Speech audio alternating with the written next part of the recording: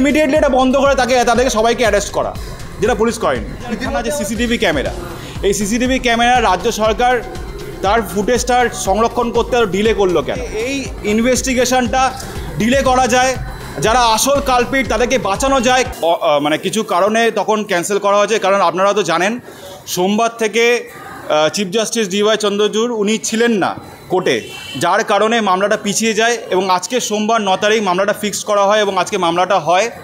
এবং আপনারা হয়তো দেখেছেন পুরো মামলাটা, যে সুপ্রিম কোর্টে একটা অবজারভেশন আছে এই মামলার পরিপ্রেক্ষিতে, যে আর্জি করে যে 3000 খানা যে সিসিটিভি ক্যামেরা, এই সিসিটিভি ক্যামেরা রাজ্য সরকার তার ফুটেজটা সংরক্ষণ করতে ডিলে করলো কেন? রাজ্য সরকার বলছে যে এতগুলো সিসিটিভি ক্যামেরা ইনস্টল করা আছে, ইনস্টল করা থাকা সত্ত্বেও যে তারা যে মানে যে সিসিটিভি ক্যামেরা যে ফুটেজটা যে সংরক্ষণ করতে হয় সেটা এত ডিলে হলো কেন? 1 নম্বর। 2 নম্বর হচ্ছে যে এই যে সৎকার করার সময়, মৃতদেহ সৎকার করার সময় যে পুলিশের যে অতি সক্রিয়তা, যে তারা তড়িঘড়ি সৎকার করে ফেলছে। বাবা মার কাছে টাকা নেই সৎকারের জন্য দেওয়ার, কিন্তু পুলিশ নিজের টাকা দিয়ে সৎকার করে দিচ্ছে, এইটা একটা। 3 নম্বর হচ্ছে যে মানে যখন ময়নাতদন্ত হচ্ছিল 6টার পর, সন্ধ্যে 6টার পর যে ময়নাতদন্ত, এটা পুরোপুরি একটা বেআইনি প্রক্রিয়া। সন্ধ্যে 6টার পর কখনো ময়নাতদন্ত হয় না, বিশেষ করে এই ধরনের রেপ অ্যান্ড মার্ডার কেসে।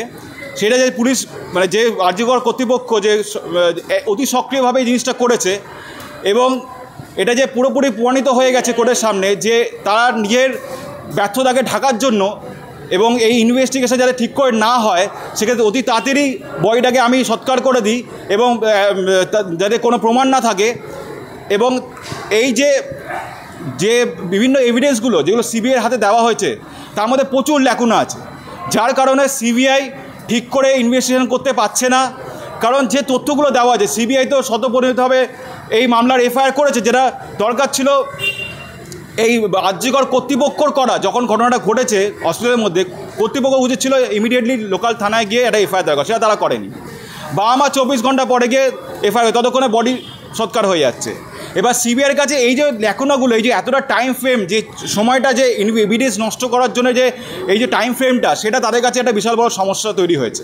তবুও তারা চেষ্টা করছে, কারণ মানুষের আশা ভরসা এই ধরনের এজেন্সির ওপর আছে, যার কারণে মানুষ চায় যে তারা করুক, ইনভেস্টিগেশন করুক এবং এর যে যথাযথ শাস্তি, যে সত্যিকারে কালপিট তাকে যেন দেওয়া হোক এবং একটা দৃষ্টান্তমূলক শাস্তি দেওয়া হোক, যাতে আপামর পশ্চিমবাংলাবাসী এবং ভারতবর্ষ তথা সারা বিশ্বের মানুষ এটা যেন দেখে এটা মনে করে যে যদি আগামী দিন কেউ এই ধরনের ক্রাইম করে তাহলে তার জন্য এরকম চরমসহ শাস্তি হয় এবং সে যেন না করতে পারে। আমরা দেখলাম যখন তিলোত্তমা মারা গেছিলো যে জায়গায়, সেই জায়গায় অনেক অসংখ্য মানুষের ভিড় ছিল।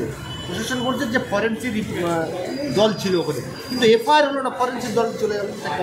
আপনারা হয়তো জানেন যে ফরেন্সিক দলের মধ্যে 2জন সিভিক ভলেন্টিয়ার ছিলেন এবং আরেকজন ছিলেন যিনি ছিলেন হচ্ছে SSKM হসপিটালের একজন জুনিয়র PGD, ঠিক আছে?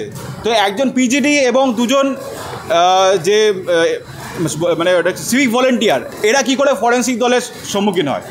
একজন স্টুডেন্ট কি করে একজন ফিঙ্গার বিশেষজ্ঞ হয়ে যেতে পারে, এটা একটা বিশাল বড় সমস্যাকর।